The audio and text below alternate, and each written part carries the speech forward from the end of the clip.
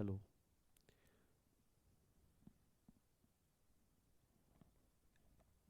नमस्कार भैया जी, कैसे हैं आप सभी लोग?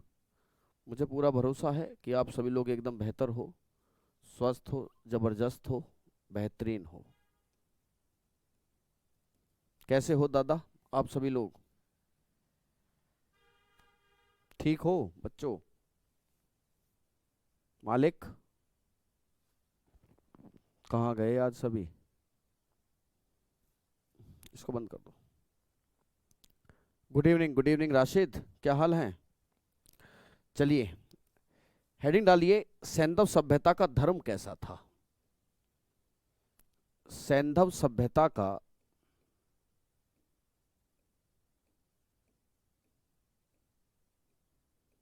सैंधव सभ्यता का धर्म, the religion of Indus valley civilisation.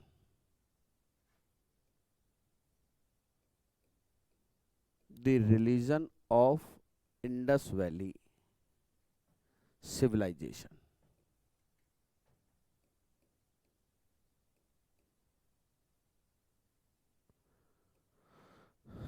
धर्म क्या है? देखिए, क्या उस जमाने में मोक्ष जैसी बातें थी? उस जमाने में धर्म का लक्ष्य क्या था? ये सारी बातें हमें समझनी पड़ेंगी और इम्पोर्टेंट भी हैं, और मेरे हिसाब से आपको पता भी होनी चाहिए, उसमें कोई दो राय नहीं है। सैंधव सभ्यता का धर्म कैसा था? देखिएगा जरा, जो सिंधु घाटी सभ्यता के लोग थे, सैंधव सभ्यता के लोग प्रकृति की पूजा करते थे। सैंधव सभ्यता के लोग प्रकृति की पूजा करते थे। ये सवाल कई बार पूछा गया डिफरेंट डिफरेंट टेस्ट सीरीज में, आप अलग अलग जाओगे ना, सारी टेस्ट सीरीज में कहीं ना कहीं ये सवाल आता है, बैठ जाओ।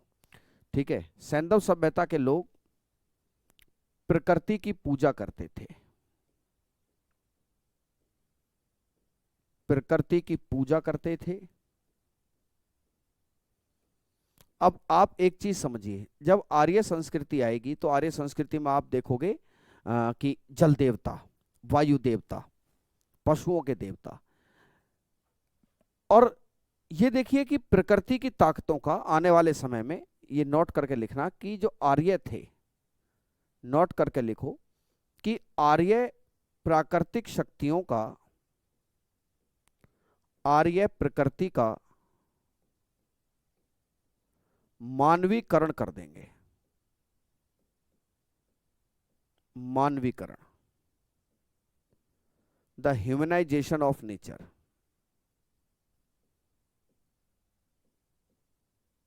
ह्यूमनाइजेशन ऑफ नेचर, जो प्रकृति का मानवीकरण की जो प्रक्रिया है वो कब शुरू होगी? वो आर्यों के समय पे। जल देवता प्रकृति है ना, नमस्ते।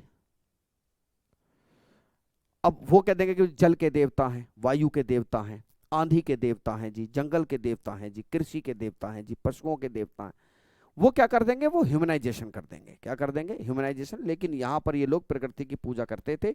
इंडस वैली सिविलाइजेशन के जो लोग हैं, आईवीसी में एब्रीवेशन का इस्तेमाल करूंगा, नेचर वर्शिप में बिलीव करते थे। प्रकृति की जो पूजा है उसमें बिलीव करने वाली शख्सियत ये लोग हुआ करते थे। पेन बदल लेता हूं, आज इस पेन से पढ़ूंगा। चलिए, इन्होंने, पता चलता है कि ये लोग पशुपति की पूजा करते थे। ये लोग किसकी पूजा करते थे? ये लोग पशुपति की पूजा करते थे। किसकी पूजा करते हैं? पशुपति की पूजा करते थे। ताबीज जैसी चीजें मिलने से पता चलता है कि लिंग पूजा भी होती थी। थैंक यू अर्षित बाबू। लिंग पूजा भी होती थी। लिंग पूजा, लिंगम वर्शिप के भी साक्ष्य हैं। लिंगम वर्शिप, और यह भी देखा जा सकता है कि ये लोग कुबड़ वाले सांड की पूजा करते थे। कुबड़ वाला सांड भी पूजनीय था? कुबड़ वाला सांड भी पूजनीय था? कुबड़ वाले सांड को हम वृषभ भी कह सकते हैं, दैट इज बुल। क्या था? बुल की भी ये पूजा करते थे। पशुपतिनाथ, पशुपति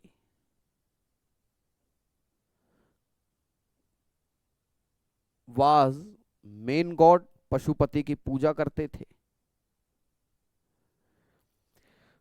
दादा लिंग पूजा से एक बात की साक्ष्य मिल जाते हैं, जो साक्ष्य ये कहता है कि दुनिया में भगवान शिव आदि आदि काल से पूजे जाते रहे हैं, है ना।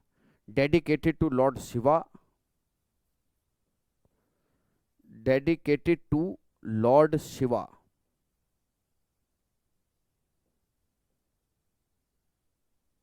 ये भगवान शिव में देखो, भगवान शिव की कहानी क्या है रोहित। लिंग पूजा जब सिंधु घाटी सभ्यता में मिलती है, यहां से तो बात साबित हो ही जा रही है कि भाई ये किसके पूजा करते थे? भगवान शिव की पूजा करते थे। लेकिन मेरे प्यारे साथियों, एक चीज और समझो आप, जब आप वैदिक संस्कृति में आएंगे तो एक देवता है रुद्र, और रुद्र का संबंध भगवान शिव से है। फिर गुप्त काल आएगा, ब्रह्मा विष्णु महेश, ये सब जो है चीजें प्रकृति के ऊपर लिखा है आर्य द वैदिक कल्चर, ये लिखा है वैदिक संस्कृति में। वैदिक संस्कृति, इन वैदिक कल्चर भी हम देखते हैं प्रकृति का मानवीकरण किया गया है। तो ये सारी बातें आपको पता होंगी। अब क्या होता है कि क्या कोई राजधर्म था? क्या कोई राजधर्म था?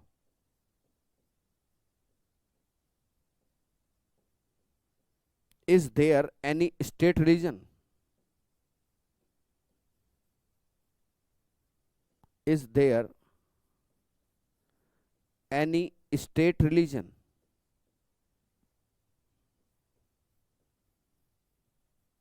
अगर मैं आपसे पूछूं कि क्या आज भारत का कोई राजधर्म है, अगर मैं आपसे ये पूछूं कि क्या आज भारत का कोई राजधर्म है, तो आप क्या जानते हैं, है ना, आप जानते हैं कि सर भारत का कोई राजधर्म नहीं है।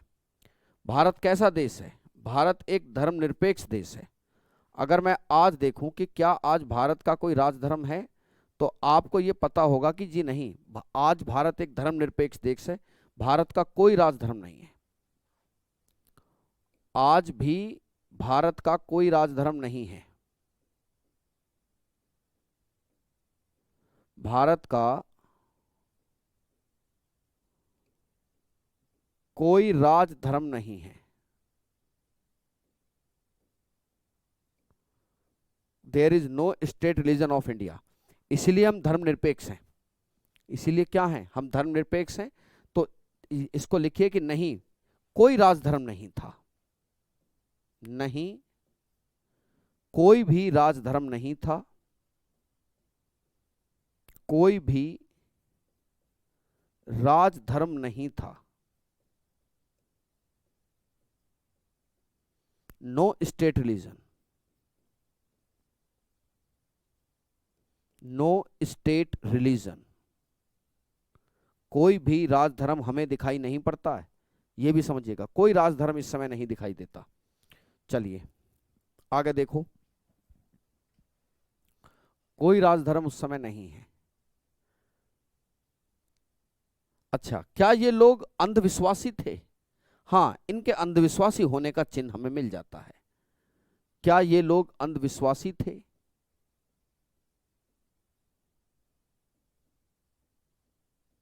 क्या ये लोग अंधविश्वासी थे?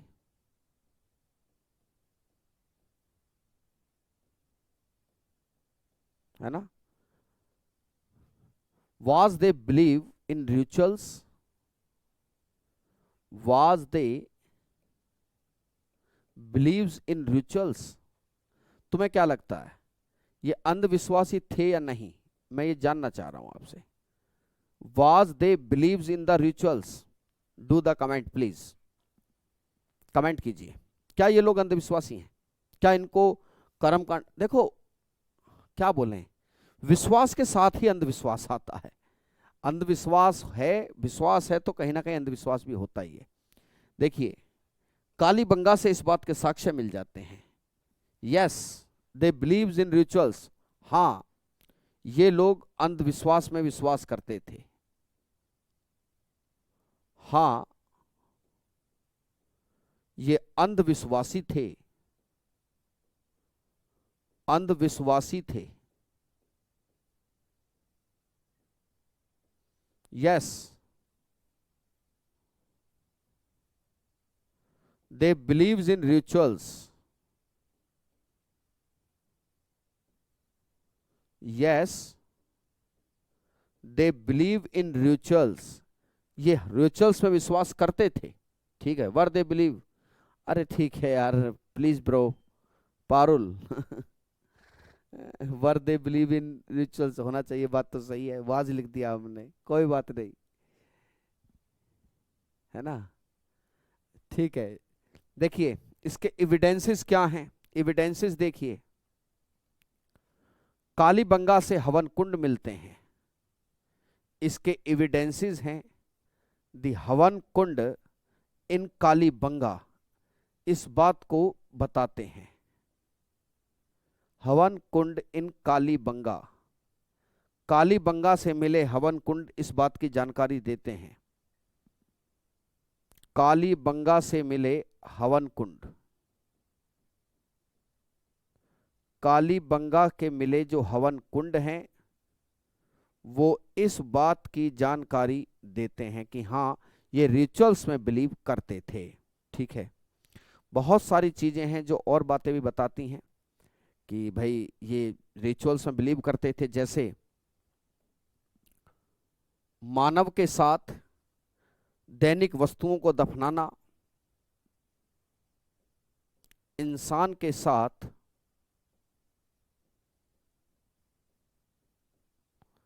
दैनिक वस्तुओं को दफनाना,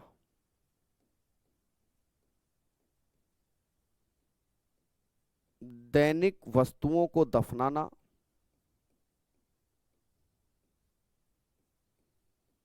इंसान के साथ दैनिक वस्तुओं को दफनाना, the buried,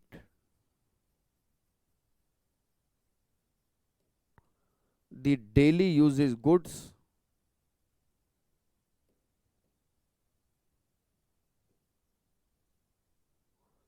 goods with human.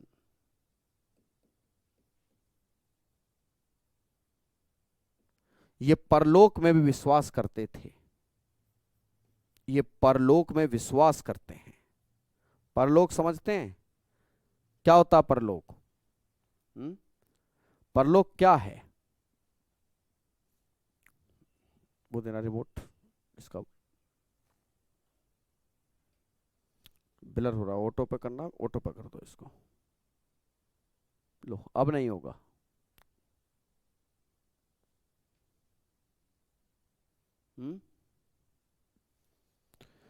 परलोक में विश्वास करते थे।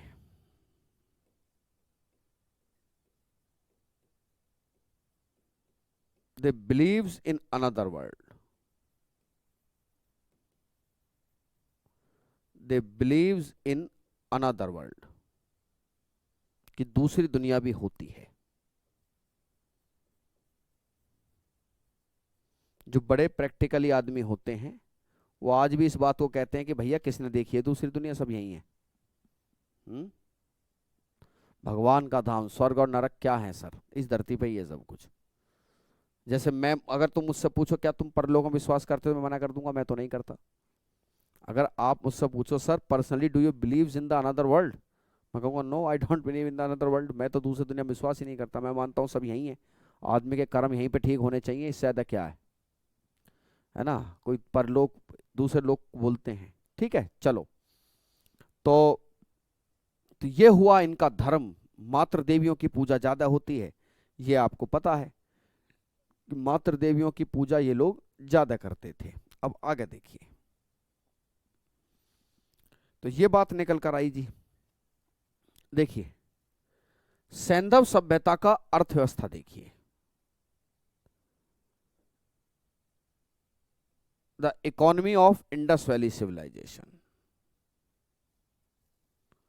सैंधव सभ्यता की अर्थव्यवस्था क्या है?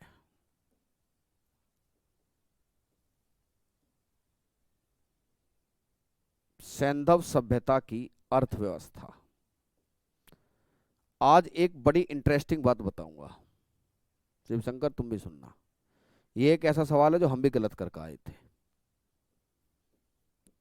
सैंधव सभ्यता की अर्थव्यवस्था, अर्थव्यवस्था जिसे इकोनॉमी कहते हैं। भैया एक बार ये एसएससी ने सवाल पूछा था, हमसे भी किसी ने पूछ लिया। हमसे ये सवाल पूछा कि what is the backbone of Indus valley civilisation economy, Sindhu घाटी सभ्यता के अर्थव्यवस्था की रीढ़ की हड्डी क्या थी? हमने फट से लगाया व्यापार, क्योंकि सिंधु घाटी सभ्यता में मिलते हैं शहर, शहर है उनकी पहचान। अब शहरों की पहचान व्यापार होता, हमने कहा ठक से लो जी व्यापार होता है। हमने उसका एक्सप्लेनेशन देखा तो उत्तर गलत। फिर ये पता चला विनय कि सिंधु घाटी सभ्यता के अर्थव्यवस्था की रीढ़ की हड्डी खेती है। जब तक खेती में ज्यादा पैदा नहीं होगा व्यापार किसका होगा? बाबा जी के ठुल्लू का। तो रीढ़ की हड्डी खेती है। ठीक है, देखो भैया, सैंधव सभ्यता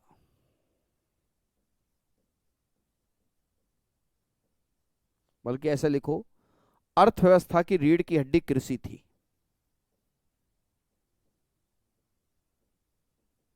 अर्थव्यवस्था की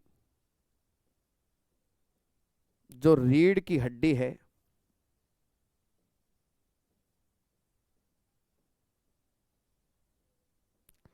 कृषि थी।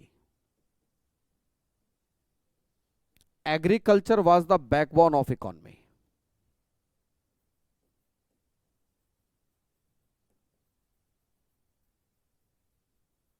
Agriculture was the backbone of economy, backbone of economy। और अभी तक जो प्राप्त डाटा है उस डाटा के हिसाब से, हाँ, हड़प्पा की खुदाई किन दो महापुरुषों ने की थी? सत्येंद्र कुमार ने और भावना कुर्मी ने। ये थे दो महानुभाव। इन दो लोगों ने खोजी थी सिंधु घाटी सभ्यता। एक तो खोजी थी सत्येंद्र ने, ठीक है। चलो, तो सिंधु घाटी सभ्यता की रीढ़ की हड्डी थी जी खेती, ठीक है। आपको ये पता होना चाहिए agriculture surplus promotes the urbanisation, क्योंकि कृषि ने ही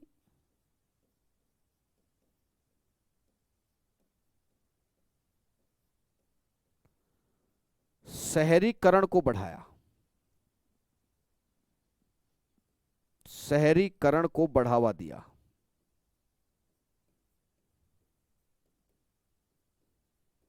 द एग्रीकल्चर सरप्लस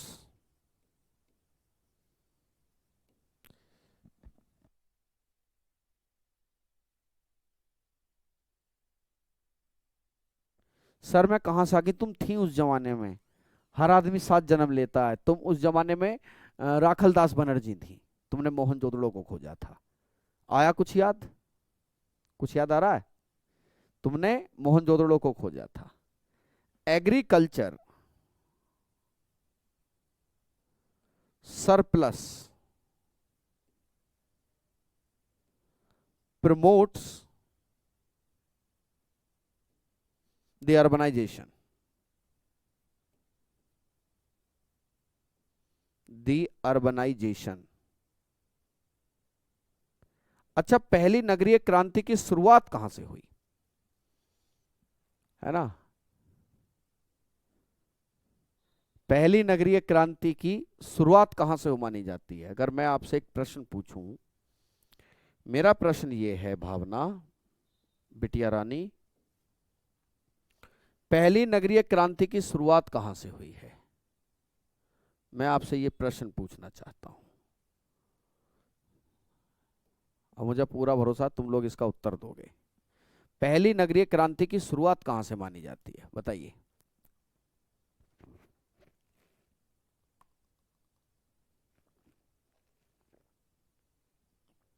फिर तो तुम भगत सिंह थे, बिल्कुल भगत सिंह थे तुम। इसे फ्रिज में रख दो। पहली नगरीय क्रांति की जो शुरुआत है वो नवपाषाण काल से, याद रखना। जो नवपाषाण काल है, मैं तो महात्मा गांधी जी था और मैं इस जन्म में भी महात्मा गांधी हूं। पूछो कैसे? पहली नगरीय क्रांति, the first urban revolution, neolithic age से मानी जाती है ना? हाँ, नवपाषाण से। मेरे स्लाइड में टाइम ठीक नहीं है, बट तुम्हारा और हमारा टाइम ठीक है। ठीक है, इसमें ठीक नहीं है टाइम, कोई बात नहीं। तो प्रमोट्स द अर्बनाइजेशन, और अभी तक 9 प्रकार की फसलों की पहचान हो चुकी है। अभी तक 9 फसलों की पहचान हो चुकी है। 9 फसलों की पहचान हो चुकी है। 9 फसलों की पहचान हो चुकी है। द रिकॉग्निशन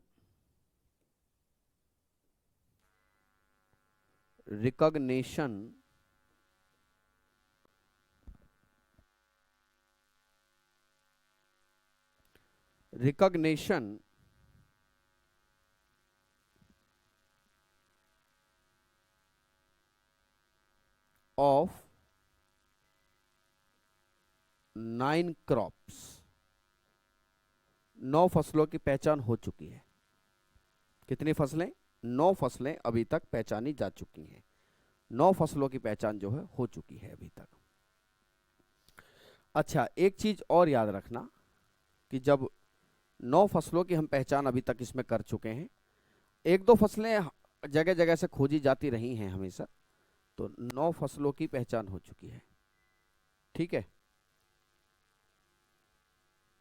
चलिए नेक्स्ट देखिए।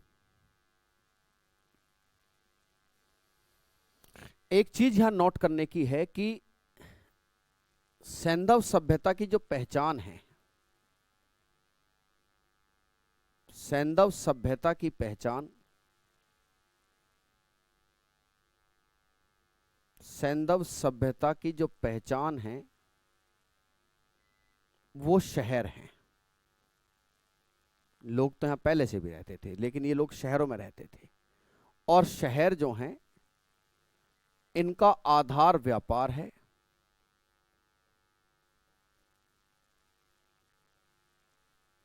इनका जो आधार है व्यापार है। ठीक है, और व्यापार का जो आधार है, अब इंग्लिश में लिख रहा हूं, वो कृषि अधिशेष है।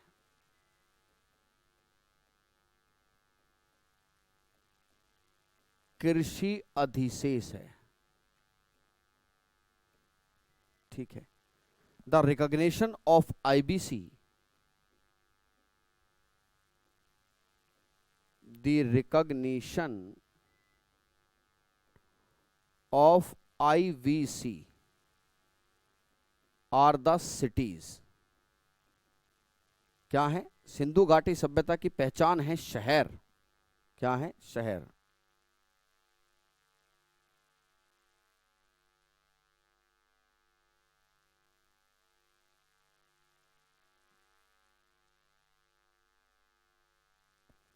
सिंधु घाटी सभ्यता की पहचान है शहर, and the base of cities are,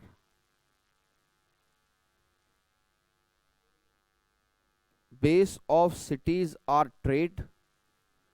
इसकी पहचान है trade, and the trade is based on agriculture surplus. The trade are based on agriculture surplus. अब आप मेरी बात को ध्यान से समझो। किसी वजह से सिंधु घाटी सभ्यता का, देखो सुनो, ये समझने का है, ये समझने की चीज ज्यादा है। कैसे? मैं 1 मिनट के लिए ये मान लूं कि कोई प्राकृतिक आपदा आ गई और एग्रीकल्चर सरप्लस खत्म हो गया तो ट्रेड भी खत्म हो जाएगा, और जब ट्रेड खत्म हो गया तो ये सिटीज भी खत्म हो जाएंगी, और जब ये सिटीज खत्म होगी तो सिंधु घाटी सभ्यता की पहचान भी खत्म हो जाएगी। और आने वाले समय कुछ ऐसा ही है, आने वाले समय में ऐसा ही होने जा रहा है। कैसे होने जा रहा है मैं आपको बता दूं कि आने वाले समय में होगा ये कि सिंधु घाटी सभ्यता में दिक्कत आएगी, कृषि ठप हो जाएगी, उससे व्यापार ठप हो जाएगा, उससे शहर बर्बाद हो जाएंगे, और ये सभ्यता दोबारा वहीं आ खड़ी हो जाएगी जहां से शुरू हुई थी। कहां से शुरू हुई थी? गांव से शुरू हुई थी। अब आइए व्यापार, trade of Indus valley civilisation. Trade in IVC का अर्थ है सिंधु घाटी सभ्यता, सैंधव सभ्यता में व्यापार।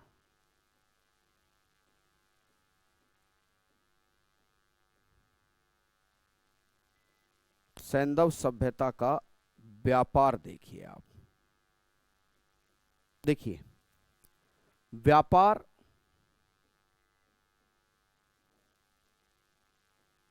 जल और थल दोनों मार्ग से होता था, जल और थल दोनों मार्ग से होता था।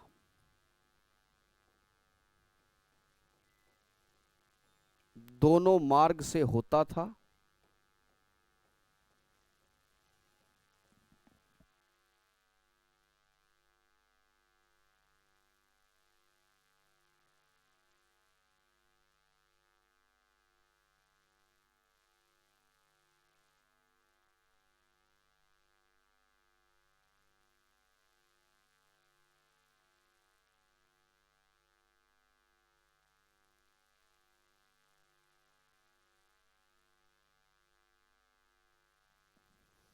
The trade by land and sea route, land and sea route, ये दोनों से होता था। किससे होता था? दोनों से। अगर हम स्थल मार्ग से देखें, स्थल मार्ग से बाय लैंड रूट अगर हम देखते हैं तो ट्रेड कहां से होता था? देखो, दो जगह से होता था। एक तो अफगानिस्तान से, अफगानिस्तान से होता था, और ये लोग राजस्थान से भी ट्रेड करते थे। अब आप कहोगे गुरुजी राजस्थान कौन सा इंडिया से बाहर है? सवाल ये निकलता है गुरुजी राजस्थान नहीं, राजस्थान इंडिया से बाहर नहीं है, लेकिन राजस्थान इनकी मेन परिधि से बाहर है, सिंधु घाटी सभ्यता के मेन क्षेत्र से बाहर है। तो याद रखना अफगानिस्तान से होता था, अफगानिस्तान से होता था, राजस्थान से होता था,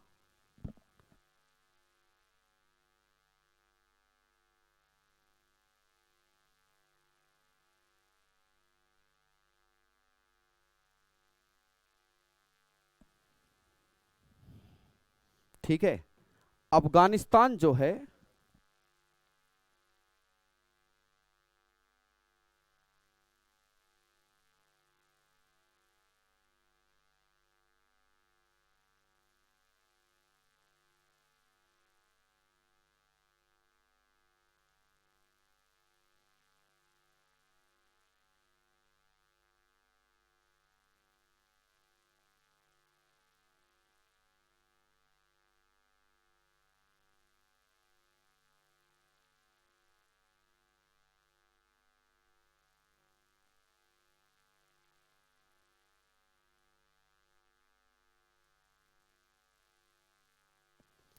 अफगानिस्तान से होता था ट्रेड।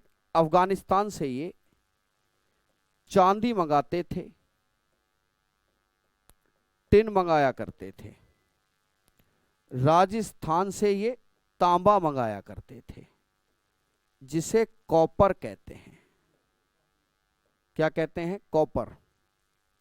देखो यहां नोट करके लिखना, नोट करके लिखो कि जो सैंधव सभ्यता थी,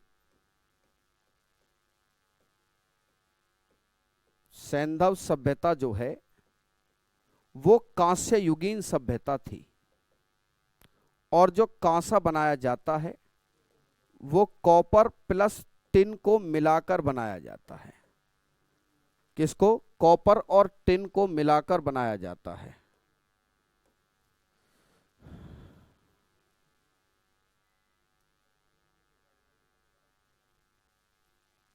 किसको? कॉपर और टिन को मिलाकर। ठीक है, किसको मिलकर बनता है? कॉपर और टिन को मिलाकर बनाया जाता है। ठीक है। अब राजस्थान में जो खेतड़ी की खाने हैं वो बड़ी फेमस थी। किसके लिए? देखो, राजस्थान में खेतड़ी की खानों से तांबा मंगाया जाता था। राजस्थान में खेतड़ी की खानों से तांबा मंगाया जाता था।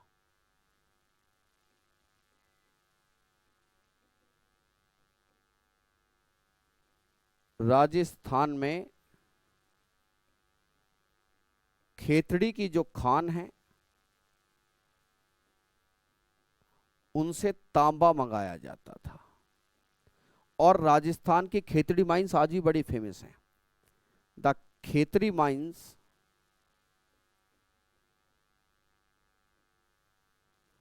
ऑफ राजस्थान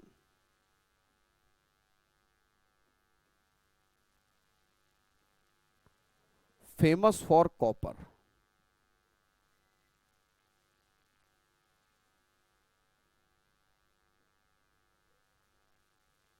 किसके लिए फेमस थी? कॉपर के लिए। देखिए, अब मैंने आपको एक चीज समझाई, वो ये थी कि अफगानिस्तान से भी ये लोग ट्रेड करते थे। अफगानिस्तान में एक बस्ती है जिसके ऊपर बार बार एसएससी लगातार क्वेश्चन कोट कर रही है। अब कोई भी पेपर बनाए, मैं तो एसएससी को ही मानता हूं कि पेपर वही बनाते हैं। तुम कहोगे गुरुजी पेपर तो एडीक्यूटी बनाती है, चलो ठीक है। देखिए, अफगानिस्तान में, जो अफगानिस्तान है, अफगानिस्तान में एक बस्ती है,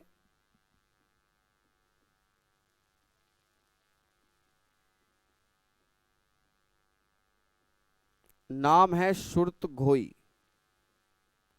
शुर्तकोघई।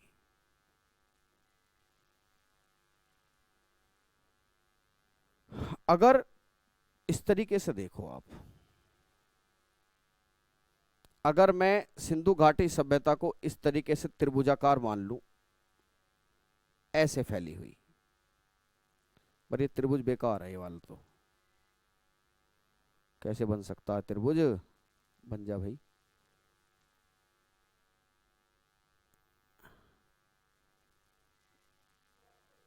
इसको मैं घुमाना चाह रहा हूं, छोड़ो, मैं इसको खत्म ही कर देता हूं। ये त्रिभुज मुझे अच्छा नहीं लग रहा। अगर मैं सिंधु सभ्यता को इस तरीके से एक त्रिभुजाकार आकार में मानता हूं, मैंने पहली क्लास में ये बात बताई थी कि सैंधव सभ्यता त्रिभुजाकार आकार में फैली है। अगर मैं इस शेप में सिंधु घाटी सभ्यता को मान लूं, इस शेप में, तो इससे बाहर है ये शुर्तकोघई। यहां अफगानिस्तान में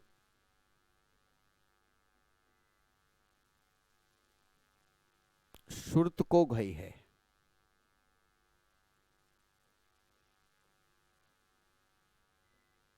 क्या है? शुर्तकोघई यहां पड़ता है अफगानिस्तान में। तो ये सिंधु घाटी सभ्यता के मेन कोर से बाहर है, मेन कोर से बाहर लगता है। तो याद रखना, शुर्तकोघई इज ए ट्रेड कॉलोनी, बस ये इसलिए थी। शुर्तकोघई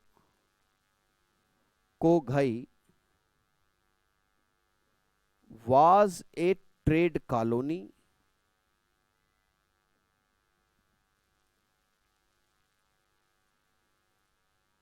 लोकेटेड इन अफगानिस्तान।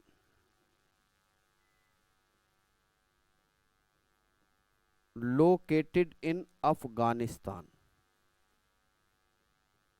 ये एक ट्रेड कॉलोनी थी जो अफगानिस्तान में है। समझ में आई बात बच्चों? Good afternoon, first time history पढ़ रहे हो? अभी सुन जाओ, सारी चीजें बताते हैं, है ना? कोई दिक्कत तो नहीं है? आगे देखिए, जल मार्ग से व्यापार कहां से होता था? जल मार्ग से व्यापार कहां से होता था?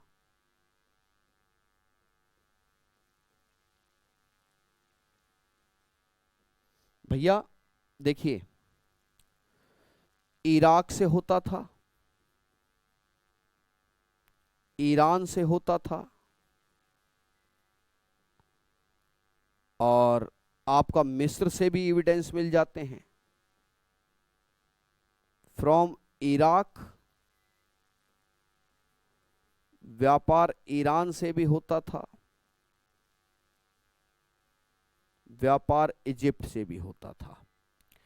इराक से मैं कई बार बता चुका हूं, मेसोपोटामियन सभ्यता से होता था, है ना? और ईरान के दो मुंह वाले राक्षस की मोहर मिलती है लोथल में, बात क्लियर हो गई है। मम्मी का मॉडल मिला है, बात क्लियर हो गई है। तो यहां से जलमार्ग से व्यापार होता था। अब सवाल यह है, देखो भाई एक मिनट, जो क्योंकि टॉपिक इसी स्लाइड पे है पूरा, तो मैं इस तरफ लिख देता हूं। द मेथड ऑफ ट्रेड क्या था? द मेथड ऑफ ट्रेड क्या था? मीडियम ऑफ ट्रेड, व्यापार का तरीका या माध्यम क्या था? आपको पता होना चाहिए। यह बार्टर सिस्टम था। बार्टर सिस्टम, जिसे हम वस्तु विनिमय प्रणाली कहते हैं। क्या कहते हैं जी? वस्तु विनिमय प्रणाली, है ना? यानी कि चीज वस्तु के बदले वस्तु बदल लेना ही वस्तु विनिमय प्रणाली कहलाता है। क्या कहलाता है? वस्तु विनिमय प्रणाली कहलाता है। और याद रखिएगा कि भारत से क्या जाता था? भारत से एग्रीकल्चर गुड्स जाती थी। क्या जाती थी? Agriculture goods. और विदेशों से क्या आता था? यहां विदेशों से लग्जरी गुड्स, विलासिता की वस्तुएं आती थीं। लग्जरी गुड्स आती थीं, यानी कि कृषिगत वस्तुएं जाती थीं।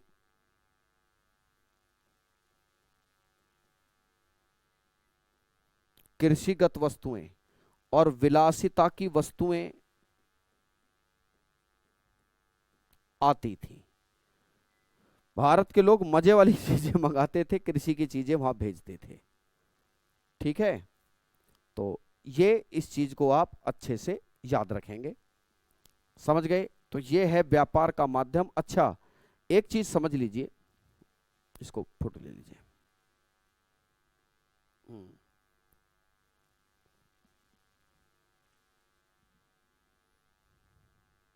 ठीक है, एक चीज समझ लो, और शायद इसी समझाने के साथ आप 6 भी बच जाएंगे, टाइम पूरा हो जाएगा, पर ये समझाना जरूरी है। सिंधु घाटी सभ्यता का व्यापार जो इराक से होता था, जिसे हम मेसोपोटामिया की सभ्यता कहते हैं, हमारे यहाँ अभी चीजों को पढ़ नहीं पाए हैं लोग, लेकिन इराक में उस सभ्यता को पढ़ा जा चुका है, जिसे हम सुमेरियन सभ्यता भी कहते हैं। मेसोपोटामिया याद रखिएगा, इसको सुमेरियन सभ्यता भी कहते हैं। क्या बोलते हैं? सुमेरियन सभ्यता। अब मैं कुछ बातें समझाना चाहता हूं, भले ही चाहे तुम उसे नोट मत करना, कोई दिक्कत नहीं आएगी, कोई भी दिक्कत नहीं आएगी, तो चाहे तुम नोट मत करना। ये सभ्यता है इराक की, कोई दिक्कत नहीं है, इसको समझ लो। ये सभ्यता का नाम है मेसोपोटामिया। दजला व फरात नदियों के बीच में है। इसे सुमेरियन सभ्यता भी कहते हैं। यहां का एक राजा हुआ है, नाम है सारगोन। कौन था? सारगोन। और राजा सारगोन के समय में बहुत सारी चीजें लिखी गई। यह सैंधव सभ्यता थी। सैंधव सभ्यता का एक तट है मकरान, एक क्षेत्र है सैंधव क्षेत्र, है ना, एक गुजरात का क्षेत्र है। तो भैया ऐसा मतलब सर ऐसा क्यों लिख रहे हो, मैं समझाने के लिए लिख रहा हूं, इसको तुम समझो बस। सुमेरियन सभ्यता के अभिलेखों में मक, दिलमन, मेलुहा, इन शब्दों की जानकारी मिलती है कि ये इन शब्दों, इन जगह से हमारा जो है ट्रेड हुआ करता था। इस सभ्यता से इन शब्दों की जानकारी मिलती है। एक शब्द मिलता है जिसका नाम मक है, एक दिलमन है, एक मेलुहा है। इन सारी चीजों की जानकारी जो है मिल जाती है। अब सवाल ये निकल कर आता है कि सर इनकी जानकारी निकलने से हमारा क्या संबंध है? बात जायज है। बाद में पहचान शुरू हुई तो पहचान होने से यह पता चला कि एक्चुअल में जो मक है, एक्चुअल में जो मक है, दिलमन है, मेलुहा है, ये क्या हैं जी? पता चला कि जो मक है वही मकरान है। अब मकरान तो भले ही आज पाकिस्तान में पड़ता है, लेकिन ये भारत का ही क्षेत्र है, तो वहां से व्यापार होता था। मेलुहा सिंध क्षेत्र को कहा गया है। किसको कहा गया है? सिंध क्षेत्र को। और यह कहा गया कि राजा सारगोन के समय में, राजा सारगोन के समय में जो व्यापार था वो बहुत ही उन्नत दशा में था, ऐसा कहा गया है। तो कई बार ये सवाल, जो बड़े एग्जाम हैं अच्छे खासे, उन एग्जाम्स में कई बार घुमा फिरा के इस बात को पूछा गया है। क्या पूछा गया है? कि जो सारगोन है, सारगोन के समकालीन भारत में कौन सी सभ्यता थी? तो सैंधव सभ्यता। हालांकि मैं उल्टा बोल गया, उल्टा पूछा गया कि सिंधु घाटी सभ्यता का व्यापार जिस समय बहुत अच्छी स्थिति में था, उस समय इराक या सुमेरियन सभ्यता का राजा कौन था? यह सुमेरियन सभ्यता का राजा सारगोन हुआ करता था। कौन था? सारगोन। और उसके अभिलेखों से जैसे मक शब्द मिलता है, दिलमन शब्द मिलता है, मेलुहा शब्द मिलता है, तो ऐसे में मक की पहचान मकरान से हुई और मेलुहा की पहचान सिंध से होती है कि भैया ये सब यही क्षेत्र थे और यहां से व्यापार होता था। व्यापार का माध्यम क्या था? मैंने आपको बताया, बार्टर सिस्टम, वस्तु विनिमय प्रणाली was the medium of this trade. वस्तु विनिमय प्रणाली के आधार पर ही ये सारा व्यापार हुआ करता था। ठीक है, बोलो बात समझ में आई यहां तक या नहीं आई? कोई डाउट यहां तक? मुझे भरोसा है कि यहां तक डाउट नहीं होगा। यहां तक किसी प्रकार का कोई डाउट नहीं होगा। अच्छा, एक चीज और समझिए कि व्यापार में लग्जरी गुड्स तो आया ही करती थी, लेकिन साथ में आप एक चीज और भी हमेशा याद रखेंगे। सिम्टम्स इस बात के भी हैं, एविडेंसेस इस बात के भी हैं कि शायद पशुओं का भी व्यापार होता था। अब देखो मैं बता दूं आपको, कई जगह पर लिखा है कि जैसे वहां से क्या आते थे। भैया ये सब बातें समझने की हैं, इसमें कुछ भी ऐसा नहीं है कि आपको एकदम से जो है सब समझ, मतलब सब कुछ लिखना पड़े। ठीक है, समझ गए? चलो, तो मैं ये समझता हूं कि इस टॉपिक पर इसके आगे हम आपसे कल बात करेंगे।